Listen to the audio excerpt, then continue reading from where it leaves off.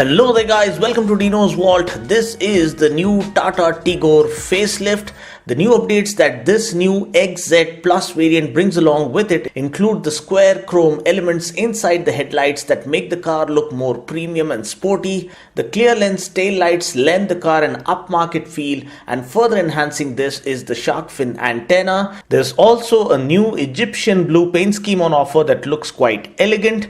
This new variant also comes across as a chrome fest for all chrome lovers out there, with the door handles, the front bumper, the grille and the fog lamp housings all getting chrome accents. The most important inclusion or update is that this new Xcent Plus trim now comes equipped with a 7-inch touchscreen infotainment system from Harman that supports Android Auto. Now this also doubles up as a display for the reversing camera. Additional features on the Tigor Xcent Plus include fox leather upholstery, driver seat height adjustment, power folding rear view mirrors with integrated turn indicators and a shark fin antenna. There are no mechanical changes made to the facelift model, and the Tigor Petrol continues to get the same 1.2 litre engine that puts out 85 bhp of max power, while the diesel variant gets the same 1.05 litre engine that puts out 70 bhp of max power. The lower petrol variants get the option of either a 5-speed manual or a 5-speed AMT gearbox, while the top spec variant comes only with a manual gearbox.